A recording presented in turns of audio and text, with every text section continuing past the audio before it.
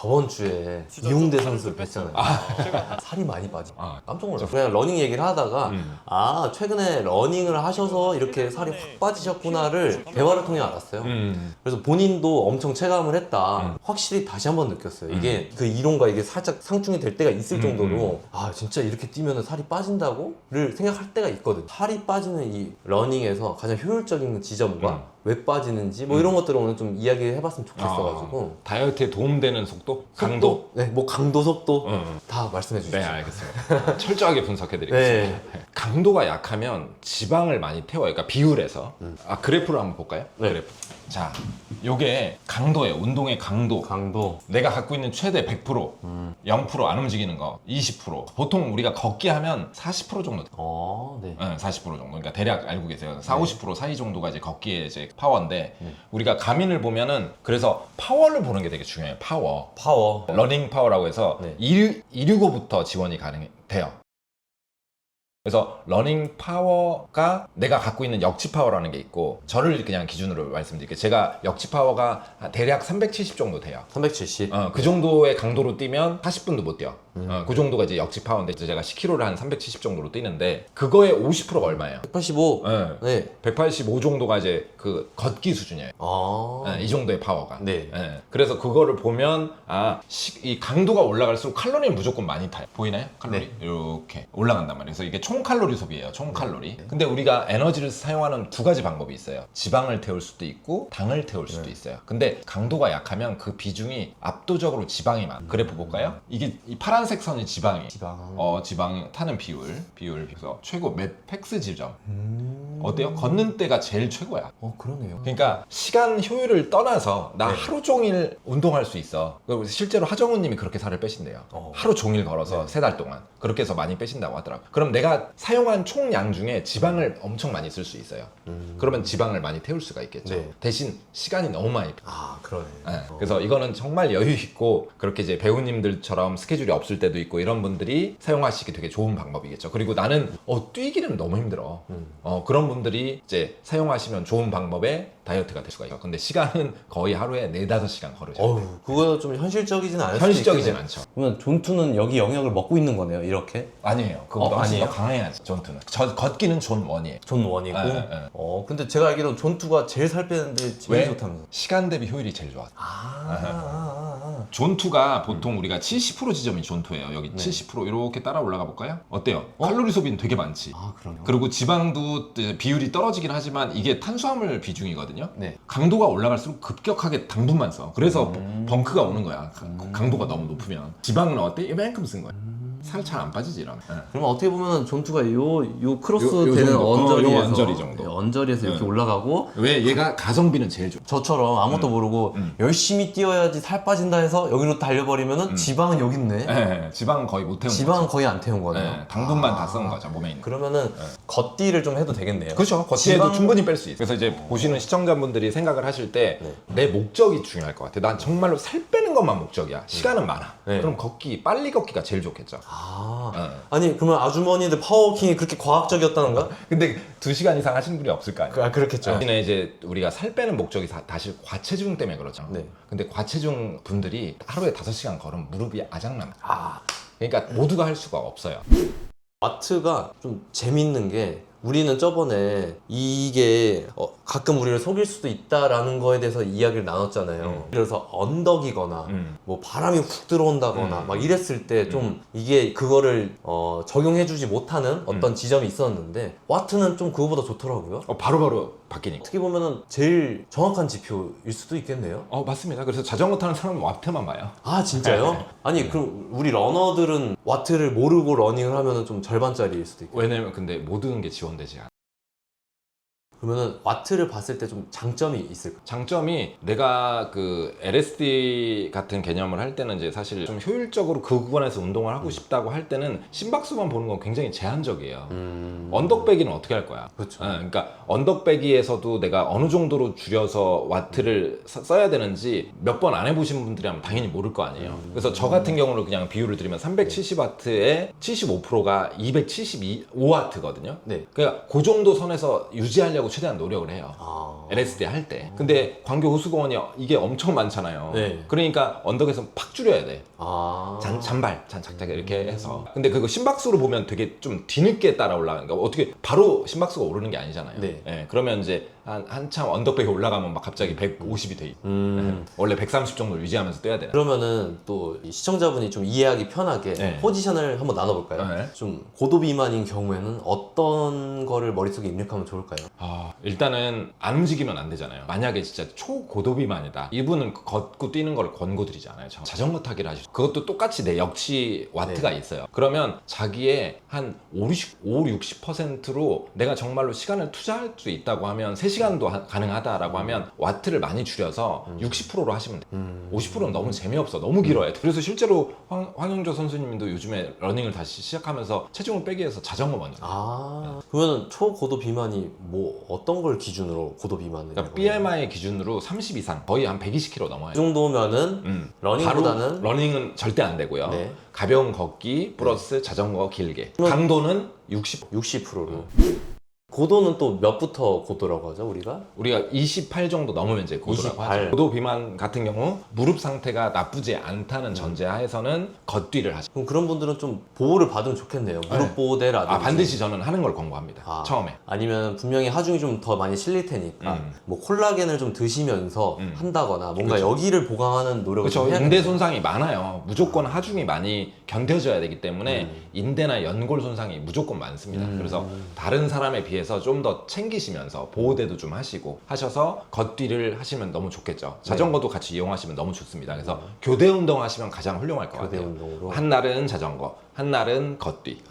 경도 비만은 어떻게 또 뛰면 좋을까요? 경도 비만부터는 우리가 무릎 부담이 그렇게 크진 않을 거예요. 제 키 정도에서부터는 한 90kg? 언저리 90kg? 이하 정도, 88, 90 정도 되면 경도 비만이라고 할 텐데 한 70 후반부터 그 정도 분들은 사실 무릎 부담이 그렇게까지 걱정스럽진 않을 거예요. 이런 분들은 존투가 가장 좋아요. 근데 저는 여기서 좀 걱정되는 게 나는 여기에 속하니까 괜찮아 하고 신나게 달려버리는 거죠. 그러다 보면 또 어떻게 돼요? 심폐가 늘고 신나서 또 달리고 그럼 결국에 이렇게 다치는 거야. 그러니까 신날 걸 대비해서 대비하라. 왜냐면은 그 스포츠의 즐거움도 있잖아요. 그럼요. 그런 거를 고려해서 본인의 상태를 잘 알고 있었으면 좋겠다 라는 게 제 마음입니다. 맞습니다. 그래서 우리가 LSD라는 건 기본적으로 장시간이 필요한 거예요. 저도 LSD 하는데 부상이 왔어요. 이게 왜 그러냐? 사람마다 체중은 괜찮은데도 불구하고 체형이 무너진 사람, 양쪽이 굉장히 비대칭적이고 평발일 수도 있고, 평발은 굉장히 기능성 평발 되게 많거든요. 그러니까 내가 그런 상태이라고 하면 LSD도 되게 천천히 조심스럽게 접근을 하셔서 그 강도를, 거리 늘리는 거를, 절대 이런 분들은 빨리 뛰시면 안 되고요. LSD 영역에서 머무르셔야 되는데 존투 구간에서 머무르셔야 되는데 시간을 늘리는 게 처음부터 2시간으로 가시면 절대 안 돼요. 습관을 잡고 한두 달 습관을 잡고 30분 정도 가능해지면 40분 정도가 가능해지면 50분 이렇게 한 1, 2주 터울을 두시면서 점진적으로 올리셔야 부상 없이 가실 수가 있어요. 하물며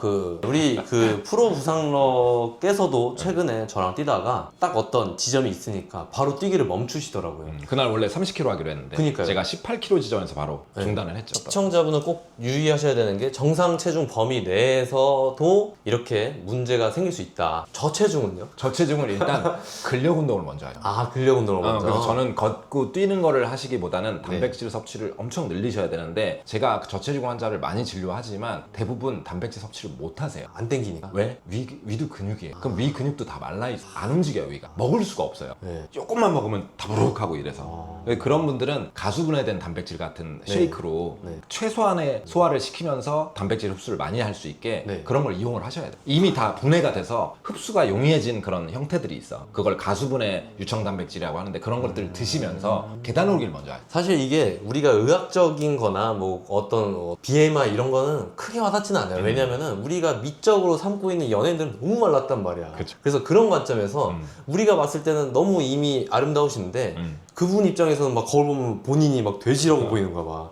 완전 패션적으로나 이렇게 군살이 쫙 빠지고 싶은 같은 분들은 어떻게 해야 될까요? LSD죠. 오로지 네, LSD. LSD. 그러니까 왜냐면 군살이라는 건 지방이잖아요. 네. 그럼 지방을 태워내는 능력을 키워야 될 거 아니에요. 지방 대사 능력을 좋게 만들어야 되기 때문에 지방 대사를 올리는 가장 훌륭한 방법이 존투에서 오래 운동하. 우리가 선수할 거 아니고 내가 기록 향상에 관심이 없다면 네. LSD만 하셔도 돼요. 아. 그래도 충분히 심장이 튼튼해지고 지방 대사 능력은 좋아지기 때문에 이 살이 군살이 없어지는 효과를 갖고 있어요. 고강도 운동이라는 건 부담스럽기도 하고 손상의 위험도 항상 따르기 때문에 부상의 네. 위험.